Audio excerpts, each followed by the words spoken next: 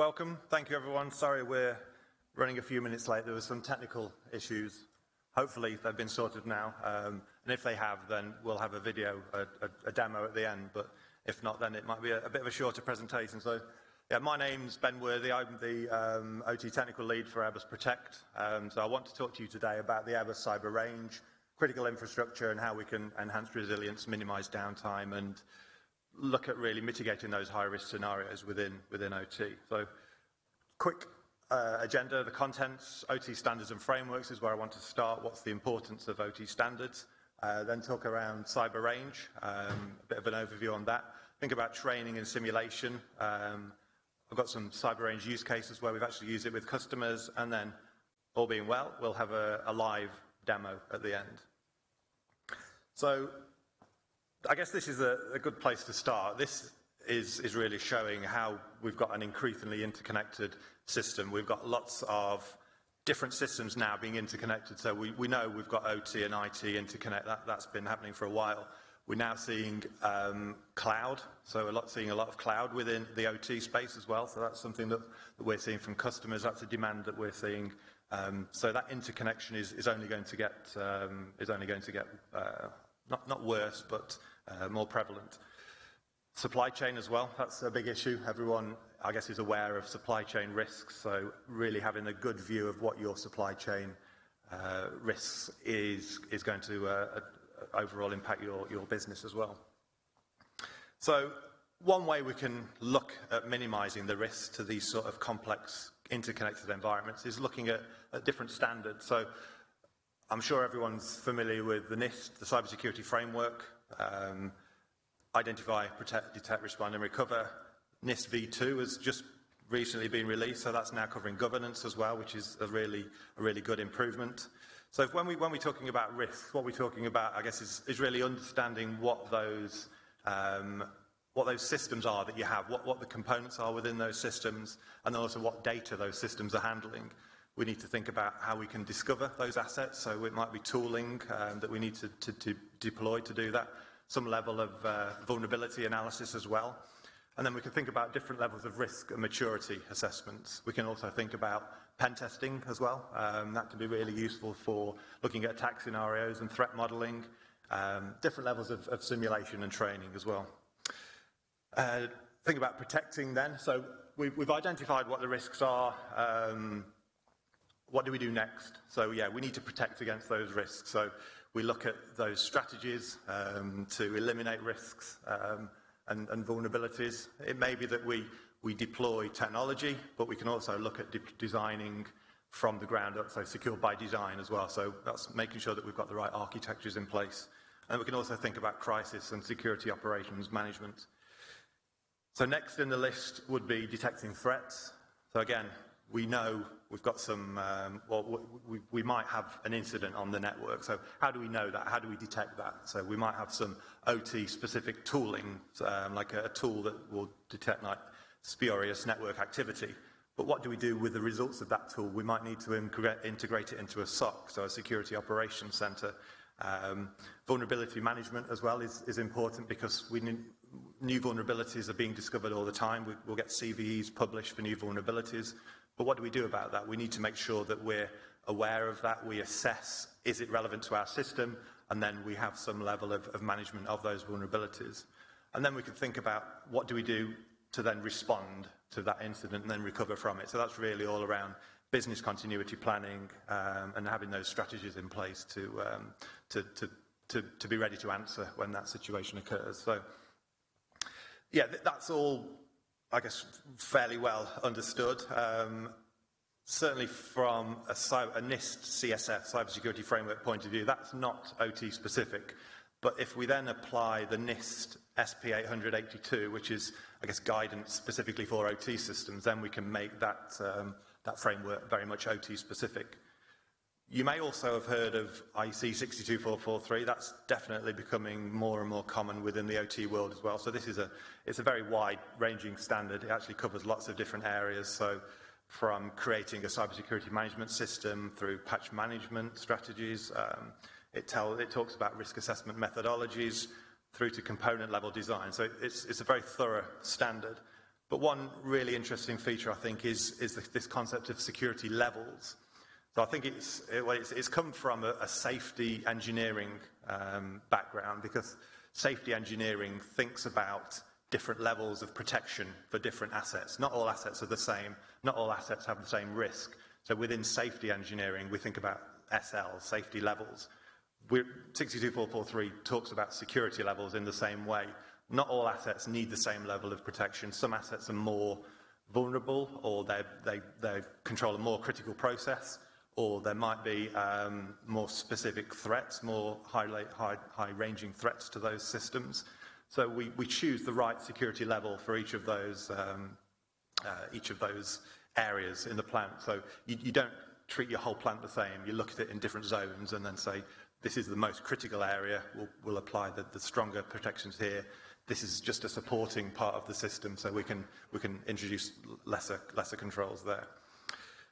We've also got this concept of SLC, SLT, and SLA. That's security level capability, security level target, and security level achieved. So security level capability is essentially what is the system capable of. If you've only got an SL2 components in your system, then you'll never get higher than that. So it's being aware of what those components look like. Then SLT is security level target. So that's really thinking about, we go through the assessment phase. We know what systems we have. We know what the criticality is. Therefore, we'll assign a security level target, a target of SL3, say. We then put that into the design. We then design that system. We implement that system. We put it on plant. And then we do an assessment, security level A, so security level achieved. Have we achieved the security level that we set out to? And a really good way of documenting that is this type of radar chart. So you can see for all of the individual FRs, so foundational requirements within 62443, we can set these security level targets, and then hopefully we achieve that security level equal, if not higher. So we have that good outcome. So this is all, I guess, what we're talking about here is certainly not easy to implement, but mainly fairly straightforward to implement for a greenfield system. So where we've got a new design, a new plant, we can design those controls straight away. But a lot of OT is old. It's legacy technology. We've got systems that might have been in for 10, 20 years. So how do we make sure that those new technologies that we're trying to apply are compatible with this new technology that we're trying to put in place? So one really good way of doing that is to have some sort of simulation of that system. So we don't make any changes to the production system. We simulate the design. We say, are there any problems? If not, then we're more confident when we roll it out. So that's a nice segue into Cyber Range. So essentially what Cyber Range is a simulation and training platform. Increase resilience, reduce downtime, and alleviate risks in critical infrastructure. And it's a very flexible platform. We can think about lots of different use cases: training and education, operational testing and validation, so assurance testing, so red and blue teaming, and then incident response and different levels of tabletop exercises there. So just digging down into that, I think incident response is a really good use case for a Cyber Range. So you've got your incident response plan, but do you know that it's a good plan? So you build your system, you build a replica of that system, you bring in the team that deals with the incident, you simulate an incident in Cyber Range, and then you test your plan. Does it work? Does it provide that level of cover that we want it to do? If not, you can go back to the plan, you can rewrite it, and test it again. So again, all this is in a safe environment. Red and blue teaming, again, we can have the red team attacking, we can have the blue team defending. They're all doing that in a very safe but realistic environment. So again, it's a really good way to test your systems through that pen testing and defensive status. Formal training. So formal training is where we can have trainees on their own work zone, completely isolated from each other. A trainer can then individually look at each of the status of each of those trainees and provide advice and guidance.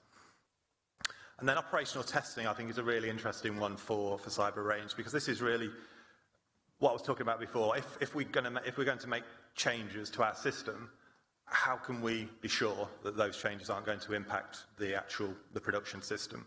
So it's making sure that we do that validation testing. And the really good thing about a cyber range is that we can build in legacy equipment, so physical equipment that we can't actually simulate because it's too old or we don't have the simulations available. We can actually plug that in, so we can have the virtual machine in the cyber range, the virtual networks in cyber range. We can plug in some physical equipment, and then we've got a hybrid, so we've got a full way to test that equipment. So, talk about scenarios. It's really easy to run a scenario. We've got a library. It's essentially a click from the list, press start, and it deploys an incident. It's very simple. You don't need to have any pen testing skills. A cyber range community. So again, we can share innovation. We can save time by using shared content. We can share expertise with other entities as well. So that's another great benefit to cyber range. And then think about how we actually build up those replica networks. So we can start by simulating assets. So for example, we've got HMIs, PLCs, we've got workstations, and all of these are real virtual machines. They sit there on the network. So we can also simulate the network devices themselves, so the switch, router, firewall, and we can then take config from your actual plant. So we can take PLC config, we can take firewall configurations, we can take your subnets and put them in the switches and the routers, and essentially we build that all into a topology. We can build it into like a Purdue model, so from level 0 up, if that's how your system is designed. So as close as possible, we can replicate what you have on plant. And then the next stage, which is even more realistic, is then building a 3D emulation of a physical process. So that's really useful for a training scenario, because it really brings home what the real impact of a cyber incident could be within your plant. So let's look at some use cases here. So this is the first one. So this is a real test that we did with a customer. A customer came to us, a cyber range customer. They wanted to do some verification testing on one of these ISO 100 plant network. So it's an instrumentation network that sits on an industrial plant. So they had 3 objectives. So to validate the use of the wireless protocol and the secure configuration and give them the assurance that it was the right thing to do. The second objective was to identify if there was any susceptibility to interception or disruption of those communications and those data streams. And the third objective was to identify if there was any susceptibility to reconfiguration. So again, what we did, we built a virtual network within cyber range, then we took the actual wireless devices, the gateways and so on, and actually connected them into the cyber range, and then we had a full system that we could test. So we went through these tests, we generated noise to try and jam the wireless devices, we tried to intercept traffic and modify data in transit and so on, going through these tests to provide that stress testing, if you like. And yeah, the outcome is we can provide a report to customers to say, yeah, this is what we found, we've got some suggestions in terms of improvements, but if you do that, you can be confident that it's the right thing to do. And again, all this is done in a safe environment. There's no risk to your plant by deploying systems that you've not fully tested. Second would be a use case on a SCADA system. So similar to the previous one, we built a virtual network. We plugged in a gateway with a thin client, so an actual thin client. And the scenarios that they wanted to look at were, could an attacker gain remote access through a local system? Could an attacker compromise the thin client itself? And could the attacker exploit the API itself? And in that would be the worst case, because then they'd have full access to the system. So again, we did lots of stress testing, lots of planned attacks and verifications on that system. Yeah, report, make these changes, and then yeah, you're good to go. And then this is the last of the use cases. So this is one that we've recently done. So it was Spot the Dog. You may have heard of this, Boston Dynamics. It's a robot quadruped. It's really useful. The customer wanted to use it in a in an environment where you wouldn't want to send a human, so and that's a safe environment, if you like. So it's really good for going in and looking at areas that people can't go into, finding out information. It's got cameras and laser scanners. So they wanted to make sure that when they deployed that, they would deploy a network that would control that dog, that there wouldn't be any issues with that. So again, we built a replica network. We got a wireless card. We connected that into the network, and Spot the Dog was connected, and we could do full verification testing through that. So yeah, they were all the use cases I had. I'm hopeful now that I'm going to do a live demo. So yeah, this is really looking in depth at CyberRange and what it's capable of, and the sort of results that it can give you. So right, so starting here, this is the CyberRange interface. This is what you see when you turn the CyberRange on. Essentially, what you've got on the left, you've got all the different topologies, and from that we can select a topology. We can essentially something that we've already created or in the library. We can simply drag it and drop it, and then once we've done that, then it's deployed. It's important to know that all of the blocks that you see in that diagram are actual virtual machines. It's not just a picture. There are virtual machines with configurations, like I said. So yeah, for the demo, we're going to use this ICS demo. This is the one we're going to load up. And the scenario we're going to look at today is a power station. So a power station control system, an OT system controlling a power station. So there's remote access onto that, but it's not remote access to control the power station. That would be a bad idea. It's just remote access for maintenance, so just to look at the operating parameters of that system. So remote engineers, remote maintenance technicians might want to view the system to find out what the health is. But unfortunately, one of those users has been phished. So it might be a new starter, it might be someone who doesn't really know the system, doesn't know the security controls and has just been a bit careless. It might be a lazy worker who didn't follow the phishing training and just clicked on the link anyway. So whatever the reason, we've let the bad guy have remote access to our system. So let's think about it from a hacker's point of view. What would a hacker do if they got into this situation now, if they had this remote access? Well, the first thing they do is they'll go into their tools, they'll go into their toolbox, open a console, type in the password, and really start looking at what they can see. So we can do a look around, see what's available. So there's a network. We can see, this is the first thing we see, 192.168.120. So that's the network that we can see there. So an attacker might think, right, this is the first thing I can see. I want to do a scan on it. I want to see what information I can gain from doing that. So an experienced hacker, an experienced pen tester would run an nmap command like this.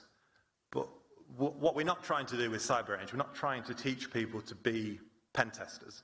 What we're trying to do is just to show the mechanisms of an attack, of a cyber attack, and just to see how an incident can occur. So we don't expect people to remember all these commands.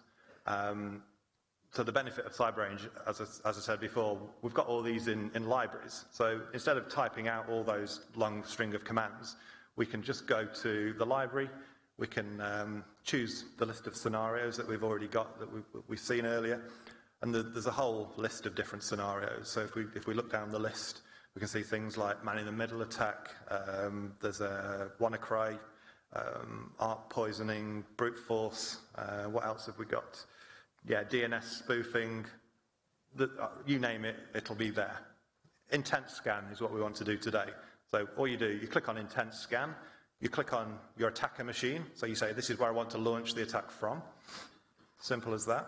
We say where do we want to, or what do we want to scan? We want to scan this network, so we want to scan the whole network, see what we can see, and that's it. All we need to do then is click start, and then that runs those same nmap commands, but it does that intent scan just from an automated point of view. So again, thinking from the point of view of an attacker, they would then look at the output. So what's this intent scan told us? So they would say, okay, there might be something interesting in there, so I'll have a look down this list. Yeah, that might be interesting, the thing that I've highlighted there. So that's the firmware version of the firewall. And it looks like it might be a bit old, it might be out of date. So what does an attacker do? What does a pen tester do? Well, as you might expect, they would Google it. They would find, what does Google tell me about this vulnerability? So yeah, there's a CVE. It's a buffer overflow in this case, and it's well documented. There's already an exploit for it in Metasploit, so we don't even need to do any coding. It's already configured within the toolset that we've got. So the attacker goes back to his machine, goes onto the console, just clears that down, and then you can run that Metasploit exploit. So then we run some movie magic, some script. So this is cross-site scripting, dumping the database. So movie magic, but then we'll look at the real commands. So yeah, it's running through those exploit commands.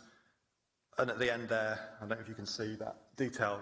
We're root now. We've got control of this firewall because that exploit has allowed us to do that. So essentially, we own that firewall now. We can do what we want with it. So next thing, what do we want to do? We can now see other networks, things that weren't visible to us before because we've got access onto the firewall. So we can see that, yeah, that's the network we had before, but there's others in there as well now. So we'll run a command, and what that's going to do now is just essentially flatten the network. So instead of a firewall, this is essentially a router. So we've got full access to all of those networks within the topology now. So what we can do next is look at what can we see. So yeah, we can now see lots more than we could before. We could only see that first network. We can now see an engineering workstation, a PLC, ICS core. At the top here, we've got an operator workstation. So our attacker goes onto that operator workstation because he's got the access now. And yeah, you can see what we've got here is a critical part of the OT network. So it controls the pump bank. So it's the part of the power station that provides the cooling. It circulates the cooling water. And there are three pumps. There are three sets of pumps. So you've got duty and standby pumps to give resiliency. But these are big pumps. They're big pieces of machinery. So they should only cycle once per day, once every 24 hours. Anything quicker than that would damage them. So the designers of this system, they built in some application control. They put that application control into that PLC control, so it would limit, a user would not be able to put in a dangerous figure for that. So yeah, that's the outcome of that. But what we can do now, as the attacker, we can, again, sniff around the network. What else can we see? Well, there's a CCTV picture. So this is a quick overview of our network. So they've got, again, a better idea of what the system is. They can see there's a PLC on there. So click on the PLC. Yeah, so we know now that it's an S7 PLC. We know the network it's connected to. We can see that it's running a process that controls those pumps. So again, we've been able to gather that information from this type of reconnaissance and seeing what's available in the system. So now we've got that information. We know what the configuration of that PLC is. We know the model of it. We know the IP address and so on. We can use that information. We've already got libraries. So back to thinking like the attacker, we go back to our tools. We've already got an S7 in our library, an S7 exploit. So we run that exploit and see what it does. We can click on the operator workstation, and wow! So instead of cycling once every 24 hours, all we're doing now is cycling once every second. So we've got big pump banks that really don't want to be turned on and off that quickly. So that's not a good situation. But yeah, those levels of protection that we thought were in place have been overridden because the attackers had that level of access.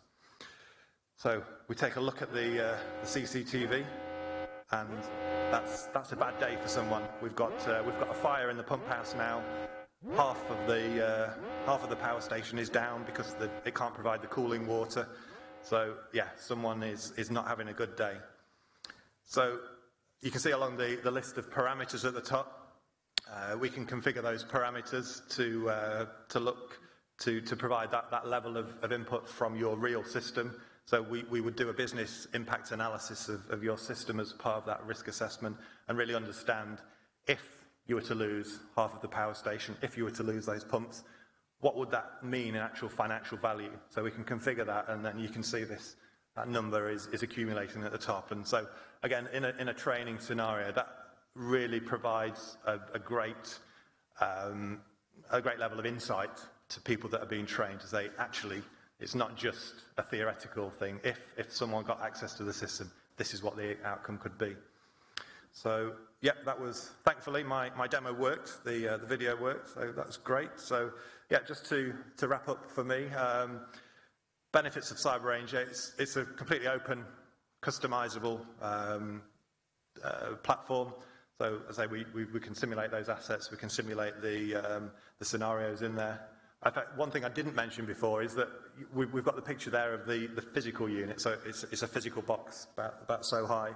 But we've actually got a SaaS, a cloud version as well. So depending on your use case, we've got different ways of using it. So we can provide that what you might call a digital twin. We can simulate those IT, OT networks. But again, I've talked about it in an OT context today, but it's not just an OT tool. It's a flexible tool that you can put to IT, you can put to cloud simulations as well. Again, it can increase efficiency because we're using it to test things in or out of a production system. So we're not making any risks to your production system. We can really speed things up by testing it fully before we deploy it on a live plant. Yeah, hybrid, I've just talked about that. We can plug that legacy kit in as well. A community, so we can share information within that community, and we can have those different use cases and multi-users as well. So lots of people can actually log onto a CyberRange. You can give them all separate work zones, so they're all completely separate, but they can all work on the same CyberRange. So that was my talk today. Thank you for listening.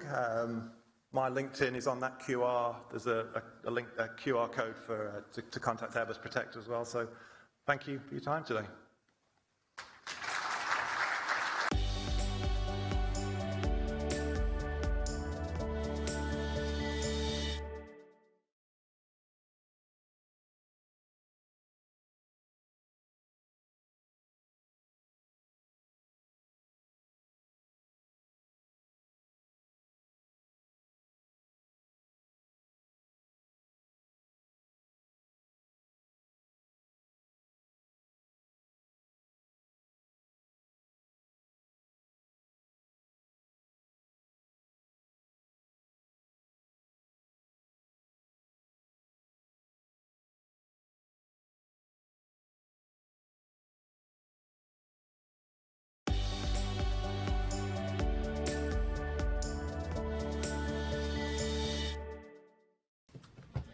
Hello everybody, we are delighted to have you here with us in this theatre for this round table discussion on the subject of NIS2, specifically how to oversee compliance, how to manage NIS2 compliance in the long term. I'll introduce speakers one by one in a moment. Let's begin by speaking about the subject. NIS2, as we all know, is a new European directive that arrives in a particularly fast-moving geopolitical context, context where things are really tightening and toughening up. We're also shortly set to have the Olympic and Paralympic Games in France. So we're really going to be under the spotlight very shortly. We also have elections this year in many countries. 4 billion people around the world will be voting in various elections this year. And we all know very well that this context of an electoral year can see a spike in cyber threats, electoral threats. It's in this tough context that the NIS2 directives have been issued to reinforce the level of cybersecurity and cyber resilience across Europe. So NIS2, or NIS2, as we like to say in France, is I think, Florian, you're going to have a lot of questions to field later, but it raises a lot of issues for us all, and we're going to do our very best on this roundtable session to answer some of those questions. So I'm going to begin by presenting our speakers. Let's start on my left, right, very left, Florian Lemoine, who is responsible for transposing the NIS2 directives into the NSE. Hello, Florian. Ainsi, Frédéric Janin. Oh, sorry, that's Etienne. Sorry, I'm getting this. I've got it all right. Sorry, Frédéric. You are Director of Administrative Affairs for La Banque Postale, responsible for compliance with NIS2, cybersecurity compliance for the La Banque Postale. To my right, all the way over there, Didier Louten from the CISO Group Client. As a former general in the French Air Force, 30 years of service. Client, for a reminder, is the first European community for care for vulnerable people. We also have Jean-Noël de Gelzin, second speech at this year's FIP. Jean-Noël de Gelzin, some of you will know him as president of Vadix, but also a directoress. Exatrust.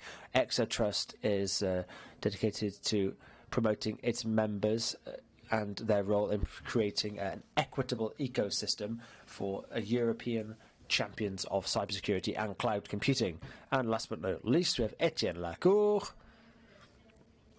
Director for pre-sale and major accounts of cybersecurity for Microsoft France, for all of Microsoft's cybersecurity solutions for leading French companies in France, and he coordinates their efforts to ensure compliance with NIS2. I know that's been a lot of your work this year, Etienne. Let's perhaps start with you, Florian, because there are a lot of questions to be answered about NIS2, not least, how does it represent a change on NIS1? What has changed between NIS1 and NIS2? What are the biggest changes? And who is affected by NIS2, and why are they affected by NIS2? Thank you for the question. Hello, everybody. Yes, indeed. Right now, we're right in the thick of transposing those the European directive into the French context. The first priority is to ensure the security of the economic and political security of the European Union. NIS1, which is published in 2016, NIS2 is a response to the evolution of the level of threat, which is really now touching smaller companies, smaller local authorities, public authorities that are increasingly becoming targets for cyber threats, as well as big companies. The first point, the first major change in NIS2, it's a first line of response to that growing cyber threat, and it's also an opportunity for us to bring to bear our experience gained from past regulatory campaigns and expand that to smaller structures, smaller organisations, which are now increasingly becoming collateral damage of the spike in cybercrime. In terms of the paradigm shift that we've observed in recent years, and we're going to see with NIS2, we're moving from the scope of NIS1 in France was it really only applied to a couple of hundred operators in about 10 sectors of the economy. Now NIS2 is applicable to all companies, more or less, but all companies which have more than 50 employees in about 17 sectors of activity. So we're looking at thousands now of companies, of organisations, 17 sectors, plus an 18th sector, which I think is on its own, which is public administration, public government. Because, we're kind of all in the same boat to a certain extent, because the government also, government authorities and all kinds have to respect and comply with the demands of this European directive. So that applies to central government and local government. And that's France. The plan is to integrate some of our local authorities, local government, into the NIS2 fold. Discussions are ongoing as to what scale exactly that's going to operate at, but there really is a political desire to strengthen cybersecurity for as many stakeholders as possible. So, Florian, sorry to interrupt, but you're talking about the entities that might be involved. You talked, was it 500? We're looking to more than 10,000 organisations, I believe, if my figures are correct. So some companies, business organisations which are already affected and compliant with NIS1. Many more are for the first time going to find them subject to these NIS regulations. Can you give me a number of the percentage of essential entities, important organisations, or have you not done that kind of research? Well, to be entirely transparent with you, we have estimates, we did produce those estimates when the directive was published. Right now, the actual final scope of NIS2 will depend on the legislative and regulatory process. The question of, as I was saying, which level of local authorities will be subjected to these levels. We say in terms of actually essential services, essential organisations, critical organisations, we're still not sure exactly how many, but what we do know is that the majority of those affected will be large in size. And essential organisations, the definition, the line between essential and large organisation or important organisations is slightly blurred, but the majority of the organisations are going to be important and large in size. So important entities. Now, Didier and Frederick represent such important large organisations, Banque Postale and Clariane in the finance sector and the public health sector. You're already feeling the impact. You were already subject to NIS1. You're equally going to be affected by NIS2. The paradigm shift is also applicable to you, isn't it? Even if you were covered by NIS1, NIS2 is more restrictive. There are new demands, new requirements. Let's start with Frederick. Why not, Frederick? So, Frederick, to begin with, what measures have already been taken in response to compliance requirements of NIS1, and what do you think NIS2 is going to change for you, and how are you approaching your compliance with NIS2 at La Banque Postale? Well, it's an excellent question, because banking and the financial sector more broadly is already largely closely regulated. It's true that NIS2 hits a regulatory niche which is somewhat particular because, there's a lot going on at the moment with the DORAD. You've probably heard of the DORAD regulations that are also coming around the corner. It's becoming a sort of like a millefeuille, just layer upon layer of regulation, really, which is it's what the legal specialist called lex specialis, specialist law, substituting the standard common law, but not for the whole perimeter of this financial sector. For example, for us as financiers, as bankers, we're now looking at exactly what we have the gap between NIS1 and DORAD to make ourselves compliant, and the demands are going to be particularly different for all the operators. There are going to be some complicated discussions and some complicated analyses to conduct in terms of the impact on our sector.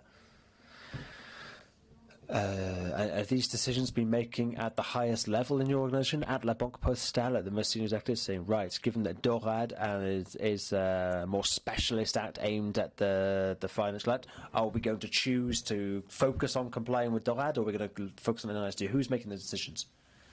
Well, exactly, those are indeed questions which are of strategic importance, really, because with all of these regulations to which we find ourselves subject, we try to turn those constraints into an opportunity for transformation.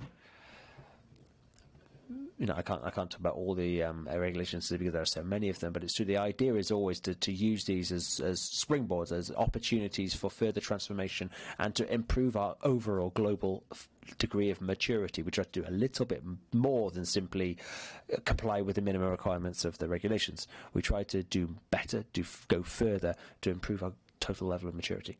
Thank you very much. Okay. Turning now to the healthcare sector, which is obviously a sector which is particularly vulnerable to cyber attacks and targeted by cyber attacks. Is this new directive also regarded as something of an opportunity to improve to a level of global maturity, or is it being perceived as a constraint? How's Clarion doing with this? Well, I think it's I agree with what Frederick said. It's better to look at it as an opportunity, particularly for a company like Clariane, which I represent, which is a European-wide organisation. we've launched in recent years a total transformation of the group structure to make sure that the cyber security infrastructure is handled at group level. I think when I arrived in the group, there was as many regulations as there were countries we were operating in. What the advantages of one of the key advantages of NIS2 is we're all going to be on the same page, speaking the same language across Europe. Excellent, very good. Within Clariane, are you going to be pretty strict with your NIS2 compliance, or are you going to go gradual? How's it going to be? It's going to be a reasonable NIS2 compliance, depending on the budgetary allowances permitted to us by the senior management. Yes, obviously we'll be compliant because we're subject to Ariane 2. We haven't got a choice. We do have to be to compliance, but it will all depend on the money involved. Okay, well, Jean-Noël, over to you now. In the video you showed yesterday in the plenary session, you mentioned NIS2 as a major challenge which you're working with companies throughout your ecosystem, the Trust ecosystem. How do you perceive this trade-off between the compliance requirements expected of the people who are members of Trust, your companies, and other organisations, such as Denise is saying, so it could be a recommendation? What do you think? Yes, well, I agree. It is an opportunity for us all. It's an opportunity we can't afford to miss. It's not just an opportunity. I think, honestly, it's a historic moment. We've always said, with cloud computing, we missed the boat, I think, somewhere. We missed the digital industrialization. I meet people, even now, industrial figures, who think that digital is not an industry.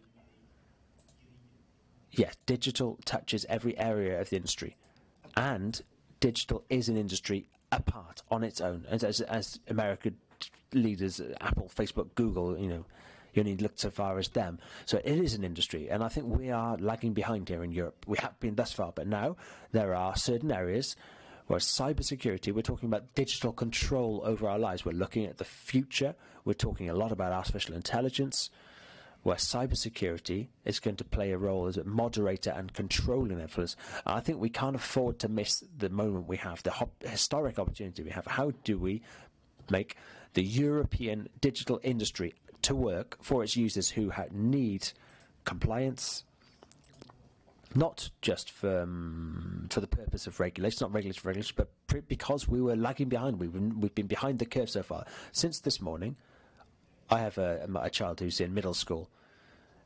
He stayed at home until 11 o'clock this morning because the ENT, that's the digital workspaces, they were predicting jihadi messages in the school. The school was closed this morning because it was hacked. I mean, the broad level of security across our society needs to be improved. The NIS2 standard, it's a standard. It's going to allow us to speak a standardized language, have a standardized level of expectations across Europe. And what we need to do, what we're trying to do in the industry, particularly when we're small and medium-sized structures, startups, SMEs, ETIs, in the cybersecurity field, in every area of cybersecurity, what we're trying to do now is to join forces, to join up with stakeholders, the people who drive the cloud, who are familiar with clients' working environments. It's about working together with integrators, with customers themselves, to try all together to put together an attractive package which is going to help our users within these regulated sectors for the long term, because the NIS2 standard, this is going to last for a long time, and that's the idea now, and that's what inspires our work, motivates our work, is working together to simplify things. We wanted to be here right away. The 6 months yet before the regulation comes into force, but I think it's time now.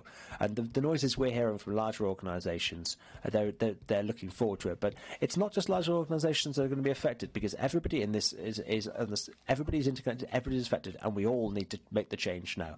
So we all need to work together as industrial partners, users, in dialogue with the government to come up with concrete shared responses It's about co-construction. I think that's what NIS2 really is. It's about co-constructing a resilient European digital model.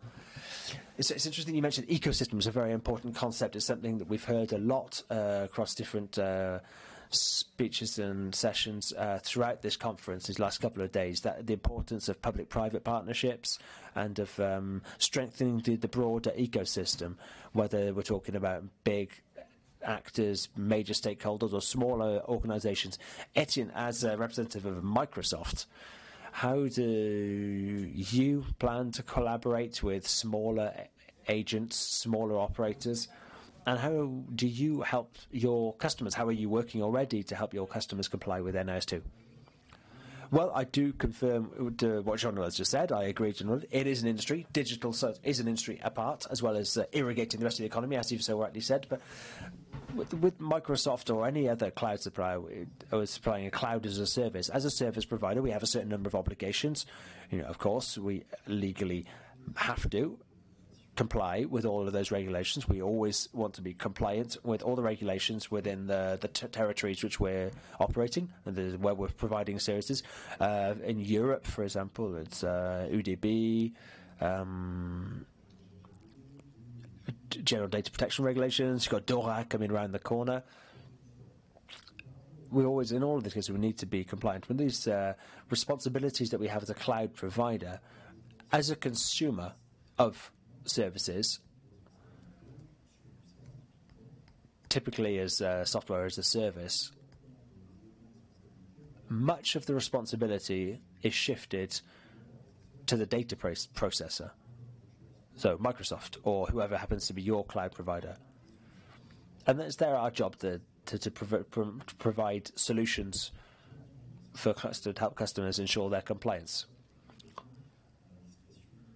But of course, it's always the user or the client who decides, particularly when we're talking about managing identity, devices, data, applications.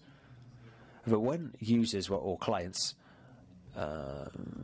need to be compliant with NIS, then that's going to require a certain amount of investments to apply the 11th principles and 4 objectives of NIS2, so there is a lot more work to be done. So the first element of response, really, in terms of our role as a cloud provider, is to accelerate and to simplify the process of compliance of assets which are not currently covered, either they're not insured by the SAS provider or other. And we're already working to promote and provide new solutions which help to toughen up identity controls, for example, or manage of peripheral devices. All of these things which are going to make it possible for users to ensure that there's nothing particularly new in terms of the products we're offering. The products, by and large, already exist. Many clients already have these instruments in place, but they're not necessarily correctly coordinated and implemented. So too often, cybersecurity it functions in silo mode, and Jean-Noël said this very well. What we really need now is not silo thinking; it's global, comprehensive, holistic approach and understanding of security, and that's what NIS2 aims at. And I think that's really, for me, the biggest opportunity, the biggest asset of NIS2 is about structuring things which currently are too fragmented. Yes, that's very well put indeed. There are a lot of solutions indeed which already exist, which are in place even. The question now is, how do we optimize those solutions to upscale them into larger, broader compliance processes? Do we need more tools, or is it more a case of policy? I think it's probably a combination of both, isn't it? And the two go hand in hand. Frédéric, at La Banque Postale, I'd imagine already a lot of work, been done, a lot of things starting to take shape. How do you go about setting a roadmap for compliance? Well, that really is a good question. We're still asking ourselves that question. It asks every time a new regulation comes into force. I think, more generally speaking, on a general level, the first thing to do is to do an analysis of the current situation. Well, the analysis we have in the financial sector is that we're so tightly regulated We have a really high level of maturity in cyber matters, which is really pretty strong. So on the basis of what those strengths, that expertise we've already built up, the goal then is to come up with a process, a comprehensive process. And then you get down to the brass tacks of tools and operationalization. But the guideline, the overarching line is to think how that new directive is going to be integrated with our existing processes, what changes need to be made to our existing processes. I think we often forget the importance of maintaining compliance over the long term. I think too often we don't think enough about that long term, maintaining compliance day after day for the long term. And I think it's extremely important. If I had one bit of advice to give, it would be think long term. Yes, very good. Florian? What's the perspective of the ANSSI, the French national regulator? How can we optimize existing instruments and systems? Any processes that are already in place? For example, ISO 27001.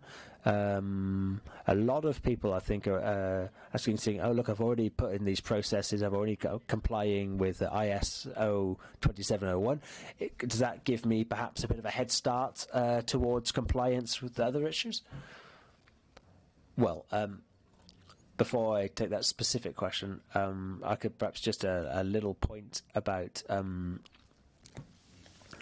when the cybersecurity requirements of NIS2 come into force, which really is the heart of the matter. Those cybersecurity requirements, that's Article 20 and 21 of the NIS2 directive,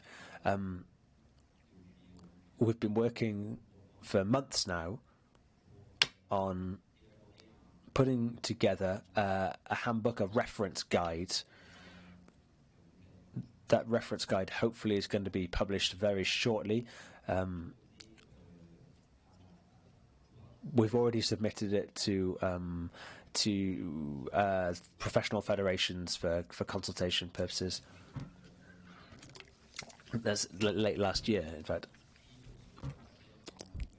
That reference guide is now, it's been designed within the framework imposed on us by the NIS directive. We now want to maintain a degree of continuity with the work that was done for the previous generation of for example, the reference guides that already exist for NIS2. We want to make sure that they're updated and made compatible with NIS2. We also want to really integrate the principle of proportionality, which is prominent in the new directive. And the objective is to raise the general level of cybersecurity across. And so we're going to be focusing a lot on helping smaller organisations on taking that first step. For often when you don't have a lot of expertise or resources, it's really hard to take that first step towards cybersecurity compliance. So we've set ourselves 20 objectives, 20 compliance objectives. The good news is that the feedback has been pretty positive so far. And the idea now is to detail for each of those 20 objectives a pathway towards what we consider to be a reasonable pathway towards achieving a good level of compliance.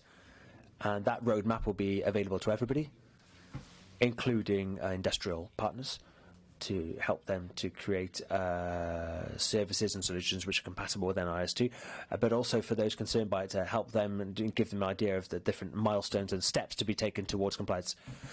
Perhaps something which might be useful to explain to the public who don't know what your 20 objectives are. They're grouped into 4 themes, I believe. Could you tell us a bit more about those? Yes, actually, it has NIS2 is not revolutionary in terms of introducing new cybersecurity measures. We're talking about governance, protection, defence, and resilience. These are not new terms, but what we've decided to do is to set different levels of demand, different requirements, different levels of strictness for organisations of different size and critical importance. The idea is that when that reference guide has been finalised, we're going to be able to. It's going to be a tool for discussion, exchanges with the ecosystem, and we're going to be able to get found a solid basis, co-constructed with the ecosystem, on which we can build and get started on the hard task of analysing and identifying the pathway, individual pathways towards compliance. You talked about ISO 27001. Obviously, I think it could be entirely possible for the risk management side of that. There could be there's a real link there between NIS2, but it takes a bit. NIS2 is a bit more exacting in terms of what it requires to make sure that, and more work is done, I think, to identify areas of overlap between the different standards. Yes, well, talking about those four key domains you mentioned, protection, defence, resilience and governance, how about Clariane? Are there particular fields, one of them or two of those fields, which are more important than others? Are some of them being prioritised? Thinking in terms of your compliance officer? No, we don't believe any of those is more important than the others. I joined Clariane Group 2 years ago. I proposed a 3-year cybersecurity strategy, and my goal was to do compliance, because by the time I started, NIS2 wasn't in force, but it was already being drafted, and we knew we would have to be compliant within before too long. We didn't exactly know the details of it or the time frame, but I think it's fundamental stuff. It's not revolutionising cybersecurity. As long as the fundamentals are good, we shouldn't have too many nasty surprises along the way. The 4 themes you mentioned, you've got to address all 4 of those. There's no choice about the matter. You can't pick and choose. And the strategic roadmap that I proposed to Clariane, which we're currently implementing across the group, is themed around those 4 topics. So I'd like to reiterate the importance of the Eurocentric view, the Europe-wide view, because some countries are really good already, who already have national regulators which are, very active and do things that we don't do here in France. Now we're going to be all speaking the same language and have common requirements, and that's going to be really interesting to those lesser regulated countries, mostly in Southern Europe, where they're going to have to get up to speed very quickly. And they have to adapt to this new paradigm. They don't have so much regulation, I say that, but actually very recently in Spain, a new cybersecurity framework is the kind of, it's like a little brother of the kind of one that we get in France. So I think other parts of Europe, which previously have a reputation, the Southern Europe, for being a little less regulated, I think we are seeing real moves towards compliance. In REM, we work in the health sector, so obviously it's a really important requirement for us because of the sheer number of attacks you see in the health sector. And as such, with this proposal that I put to the boards when I joined the company 2 years ago, I had an extremely proactive sponsor in the board. They really took it up really quickly. Very good. And I'm turning to you now, Jean-Noël, because it's good to be able to compare yourself to have a look at the way things are done elsewhere. Because of your role, you have something of a Europe-wide perspective. How do you think we fare here in France? How mature are we, and how close are we to be able to comply with these objectives compared to other countries? Are the fundamentals good in France? Are the fundamentals of cybersecurity good? Well, in terms of regulation, we are one of the best in Europe. We are ahead of the pack. In terms of implementation and compliance with regulation, we have nothing to crow about. There's a difference between regulation and implementation. We do have stacks of regulation. Too much regulation kills regulation. It's a bit of a cliche, but you put yourself in the shoes of an IS compliance manager. There's the stack of regulations that he has to comply with. That you have to comply, but if the regulations keep piling up, there comes a moment when IS managers or ICT managers say, "Look, I'm sorry, you're not going to be able to punish me for this. I don't understand these regulations. I do not have the resources or the capacity to comply with these all so quickly." We've got to be very careful, because there really is a big gap between big companies, particularly in the financial sector, because the financial sector has invested heavily in security. They are really already tightly regulated. And take an example of hospital, for example, all the challenges you face in a hospital. All the cyber attacks, the cyber challenges, you're running connected devices, interconnected with the broader ecosystem, the public sector, there's health data. but also for the economic impact with him. And there's a lot of, in France, really, you go to the doctor, you get paid back, so there's a lot of financial data in play. So there's an awfully complex. And so let's be careful, to not overwhelm people with regulation. I think it's important now to find sort of a second path, third way, if you will, a path which allows us to pick our way through this jungle of regulation to achieve compliance with a certain number of regulations, a minimum basis, let's say. That's my first point. The second point, what I also think is interesting to see, is that a lot of research has been done with a very rich and active ecosystem. We work well with the regulatory authorities in France. We interact a lot with the Federation, the Hospital Federation, with local authorities, with municipal authorities. We look with a lot of small and medium-sized business.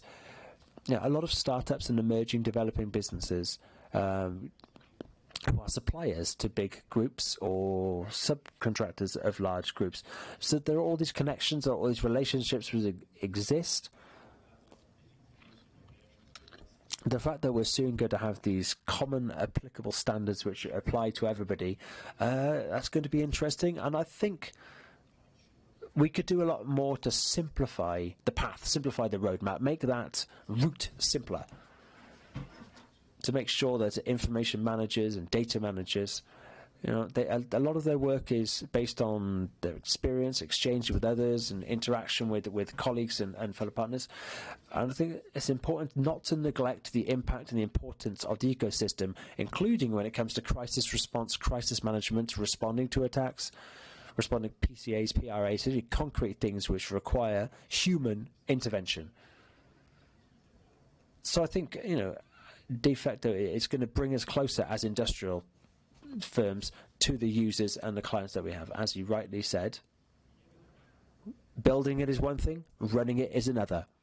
And thinking long term is very important. Let's not forget the economic side of that. Everybody is going to have to invest more in security. We're basically going to have to double our cybersecurity budget as a percentage of an IT budget. The share of IT budgets going to cybersecurity is going to double for many people. So it's going to be more important than ever to choose our suppliers carefully, to master the cost of cyber, to make sure all those sums add up in your total budget. It's a very good point. So you're right, building it is one thing and running it is another. And that brings me neatly to you, Etienne. How is Microsoft working to support customers in the run phase, in the long-term operational phase? How does it different from... Is it different? I mean, obviously it's different for an essential entity, for an important entity. How do you tackle those differences? Yes, you're right. I mean, there's still it's a work in progress. Certainly, there are people, there are tools, there are processes. The tools that we provide, that's part of our business, and we provide personnel as well to help you with running. The more of these operations get outsourced to cyber-resilient companies, then hopefully less of the burden of running these operations is going to fall on clients' shoulders.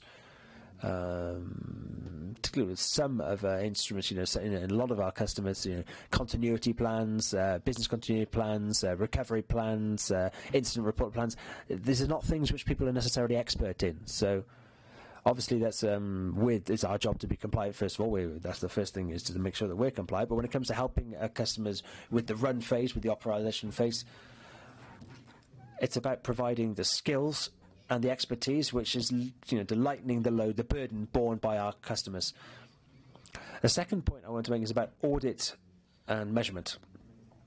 Obviously there are a lot of regulations these days. They're not always easy to read. I think clients who are already familiar, they've already put in place, for example, ISO you mentioned, or customers who are already quite attuned to these issues, they already have Zero Trust or SSI. People who already have strong understanding of the importance of protection and detection, they've already done 80% of the work. It's just purely in terms of the reflection, the culture. They've already made a lot of progress. the time now is to measure, to audit, and then we're investing a lot in that now. We're investing in with our partners in creating a whole load of tools which are going to make it easier to do scoring, to give you a global overview for what's working, what's not working, and also to identify the priorities where you need to concentrate your efforts. Because it's be obvious, RAS2, it's not going to take a day. It's going to be, it's going to take a long term. It's a lot of work required to attain objectives over a long period. A lot of measures which are simple to put in place. Many of them should already be in place, really. A couple of things which are really basic. Privilege accounts and stuff like that, but that should already have been done. Obviously, not everyone has done that, but we need compliance management tools. We need the tools we're developing allow us to tell you very quickly where you are, where you need to go. Those tools and the services, we're capable of providing them now, saying, yes, okay, we can check, yes, there you're compliant, there you're not compliant, and then to help clients then, on the basis of that analysis, to prioritise their efforts and their resource allocation. With processes and people, there's more investment going to be required to get the support you need to make sure you can apply those tools effectively. We're working a lot now to putting together guides and assistance. You've probably got your anti-spam tool, you've probably got your anti-phishing tool, you've probably got the basis is probably already in place. How now do we better implement them, and how do we upskill our clients to make sure that they are capable of making the systems NIS2 compliant? So prioritization is a very important part, more than adding that to the budget. And you were saying that, Jean-Noël, there is going to be a rise in the budget allocated to these works. Florian, which tips could you give for entities who will need to comply to NIS 2? Where to start? So the first tip, with a limited budget. Always, the budget is always limited. So I remind you the messages of the Director General on the fact that it will take time. We are aware of that, so we won't do that directly. So the deadline of October is for the text to be transposed, and then there will be some time, 1, 2, 3 years. So we will need to wait before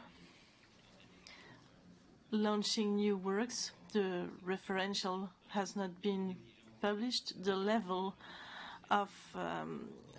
requested for important entities will depend on the legislative process and regulatory process. So the first point is that today the notion of compliance for NIS 2 is not defined yet. This is the first point. The second point is that we will set up an internet website on which we're going to centralize all the information on NIS 2.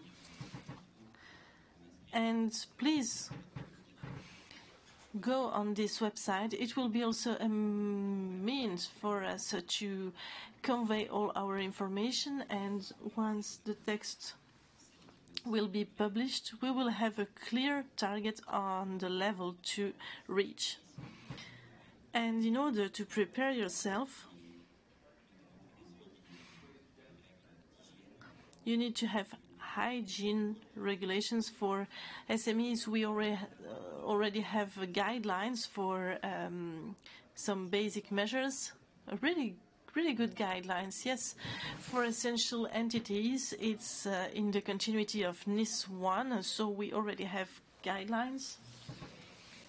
As far as the preparation is concerned, of course, we have an allocated budget, limited budget, but the directive asks to reflect on these measures with a global vision. So we need to understand the history for those who have externalized parts with external partners. So you need to make a list of your outsourcing partners. Yes, maybe Frédéric, you wanted to add something. Yes. I will add to what Florian has said. Up to now, we had bases in terms of corpus that were well identified for each cases. It was a really good basis on which we could rely with EPM, NIS, and the GDPR. And at this stage, it was okay at the level of compliance. What I figured out these years, there is an acceleration of the number of regulations at the European level, and this creates problems in terms of resources, financial resources. There are things in the pipeline for the resilience, the CRA, the artificial intelligence. So each year will bring a lot of new compliance cyber directives, and the problem is that even the larger entities won't be able to keep the pace. So this is a real problem. This is a real issue. Yes, maybe before the questions and answer, in 30 seconds, which tip could you give to manage the compliance of NIS2 on the long term? The first tip is to keep an objective situation. So you have to do pen tests. Before we were on the auto assessment, but it was not right. You need to have a clear view of the situation. So you need to know where you're going. You need to know where you are starting. You need to focus on the 4 axes that have been mentioned. So one of the difficulties will not be to reach the compliance, it will be to keep it on the long term. And this is something important. You will have to identify the spots where you have to react, where you have to deploy measures, and you need to take the right measures. And to take the right measures, you have to have a clear idea of the state of your system. I would give as a tip, if you are at 5% investment dedicated to the cyber, you are not in the good trends. You have to raise your budget. You have to have at least 10%. You have to know that in the US or elsewhere in other countries, the budget dedicated to cybersecurity are higher than 10%. 10% is the standard, and then you have to follow the trend. So you won't have an audit, external audits. You have to equip yourselves with systems or with companies that will help you, support you through the different audits. And in order to respect your limited budget in the private sector, you can only invest what you have. So when you will focus on solutions in the SaaS, you have to think about run, because costs will rise. You will have many companies providing you solutions with the soft, and you will pay.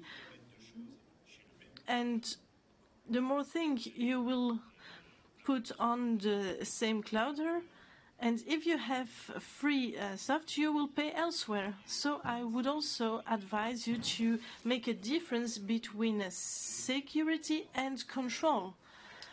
From the spot where you're running things, then from the spot when you are controlling things. because the person who's doing the run will provide you a control in his or her advantage. And I would also advise to try to simplify our offers and asking ourselves to train people to simplify everything. I attended a wonderful training, and it was an IT director of a transport company who was explaining he had a cyber attack, and he said the most important factor was the human one. So you have to have a good relationship with your human side, with your people. Because in the end, the person who's responsible is the CEO. So you have to think about the teams, because when you have a crisis, you need to have a SOC. You need to rebuild, you need to restart, and you have to think to the worst scenario. And when you are prepared to the worst scenario, then you will be able to be resilient. Yes. It's very important to think about human resources, because we were speaking about the limited budgets. We also have limited human resources.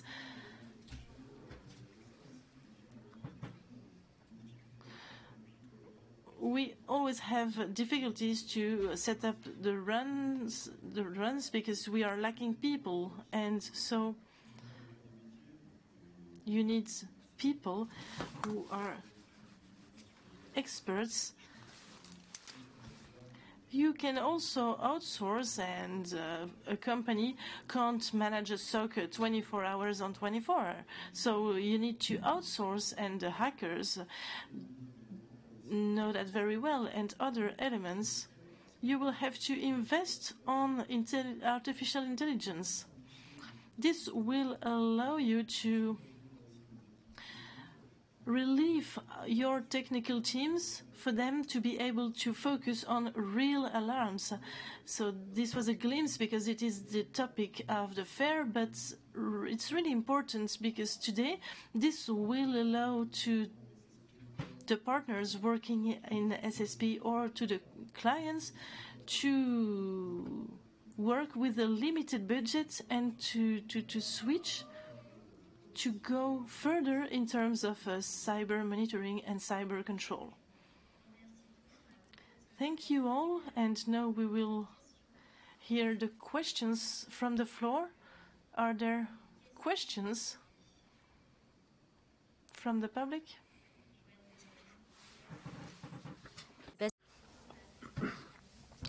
Got a hand raised here. Could I have a microphone, please? Is there a hostess with a microphone? Or we'll lend you one otherwise.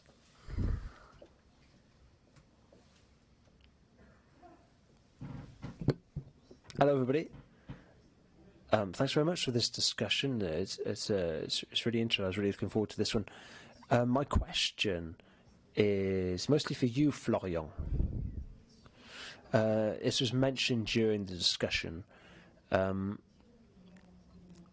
It's coming. RIS2 is coming. There's 6 months before they take a bit of time. We're going to be given a bit of time before we to get compliant. You haven't talked a lot about suppliers of solution. How is the ANSSI working with publishers, software publishers, solution providers? You mentioned the need, Jean-Noël, to work together, to the whole ecosystem to advance, to help all companies to move towards compliance. How is the ANSSI working concretely to help suppliers of services? Before you answer, perhaps can we take a second question? We'll handle them both at the same time. Hello. Iman Dao. I am cybersecurity manager. My question is also for the La Banque Postale. You mentioned the gentleman from La Banque Postale. You mentioned DORA. It's a special law which is more specialist than NIS2, which you might be tempted then to overlook NIS2 and to think more about DORA. And you talked a little bit about filling a gap, if I've understood correctly. NIS2 was filling in a gap that was there, but in the past, what was that gap exactly? Do you want to start? Who's going to start? Oh, well, I'll take that first. Thank you very much for the question. So for the time being, we are focusing our efforts on putting together the reference guide, which I mentioned earlier.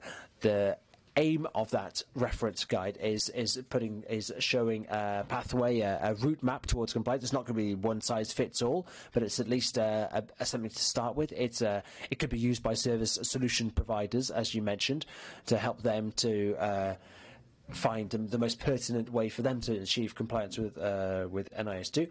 We're already working with various solution provider representatives. I think that work will really get going in earnest to work towards putting together they'll really get going once the reference guide has been published. So it's in the pipeline, but right now we are focused on finalising and publishing that reference guide. And I'll answer your question, DORA versus NIS2, and what was the gap between the two. This is something which is worrying us on a daily basis at the moment. Then they don't completely overlap, and they're not in fact, they haven't actually been finalised yet, so it's hard to give you definitive answers because they're not yet in force. But in principle, what we've heard from our interlocutors, our correspondents with the banking regulator and the EU regulator, it seems that, generally speaking, NIS2 will fill in some of the gaps left open in DORA. It'll cover areas which are not covered by DORA. So complying with DORA will not be enough because, for example, if NIS2 and DORA do overlap, and they do in many cases, we'll have to be compliant with the strictest of the two. That's going to be the rule. Are there any other questions in the room? Yes, I've got one. For me, compliance is almost like certification. I haven't heard a lot about documentation nor about inspection. What do you think about that? Who's the question for?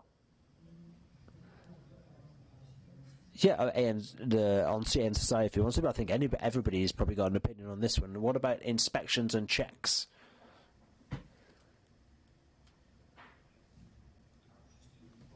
Right. First thing, you mentioned documentation. Can you be a bit more precise about what you mean by documentation?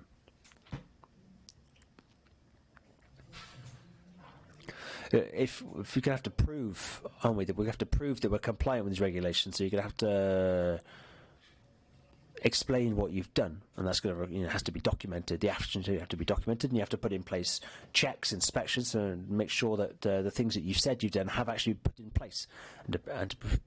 Okay, so documentation. You're talking more about the first is the regulatory. The text of the regulation will stipulate the levels of cybersecurity you need to achieve and the documents you need to provide. So the process. I'm sorry, I am repeating myself a little bit. I'm sorry about that, but the process is it's underway. We have to hit that deadline because it'll come into force later on in this year, in 2024. The legislative and regulatory text mentions some of the documents that you need. The reference guide, which I keep talking about, we're going to publish that soon. That will include further details of the essential documents and essential processes you need to. And just to give you an idea of the measures that are going to be compatible with your operation and which are compliant with the requirements. In terms of inspections and checks, it's a little bit early to answer that question just yet, I think.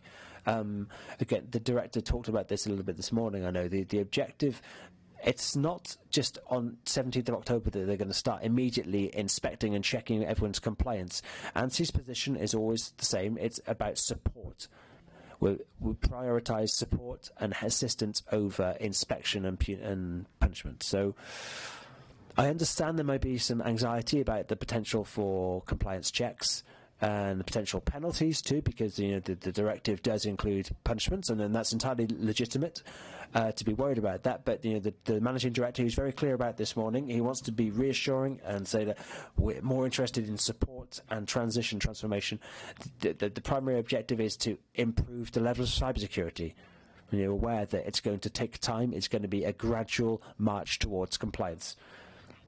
So that's why we're concentrating on putting together this pertinent reference guide, which is difficult because it's a very wide scope. We're talking about FTSE 100 companies, small local government agencies, small companies. The idea is really to have a solid foundation that we can build on, and that is applicable to the whole ecosystem.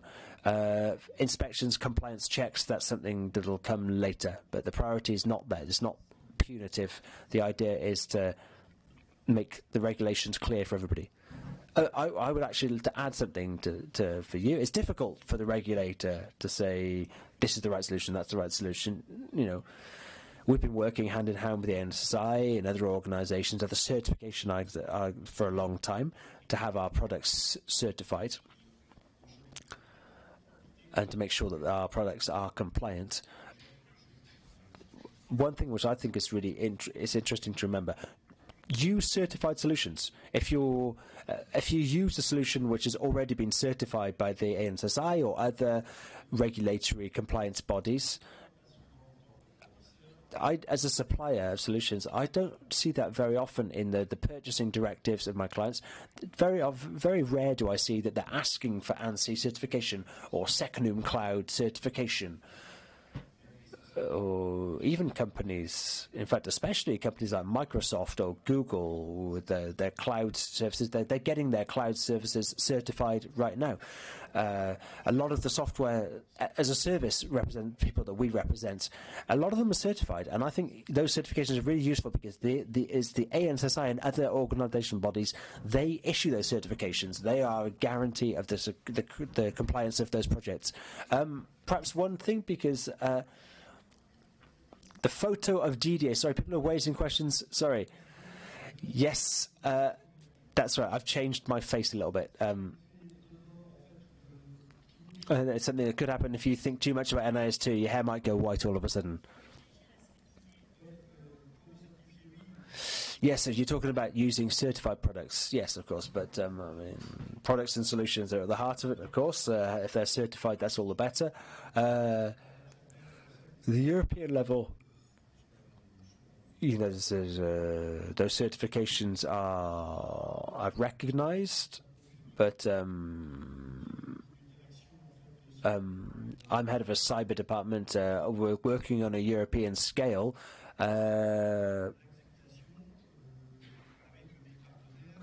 It's not so hard to. It's not so easy to sell those certificates to other countries when the certificates,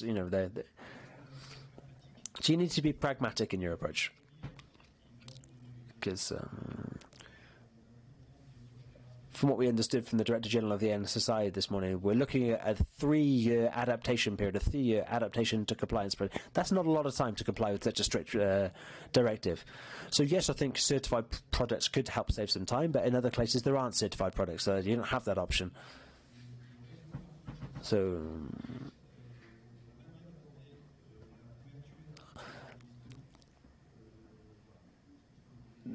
that's pretty much all I wanted to say as someone who's practically involved in the compliance issues. And, well, okay. Well, it would have been a pleasure to take more questions, but I'm afraid that we don't have a lot of time. Of course, the speakers will be available if you'd like to speak. Yes, sorry, if I could just... If you do have any more questions, we have a stand. The ANSSI has a stand. Please do not hesitate. An excellent stand indeed. Thank you very much for that compliment. Yes, I know you have questions. I can see questions in the room, so don't hesitate to come and talk to someone from the ANSSI on our stand. And tomorrow, we're here for the rest of the day, and we're here tomorrow too. Well, in that case, I'd like to thank all of our speakers for the excellent roundtable session. Thank you for the round of applause. Thank you very much.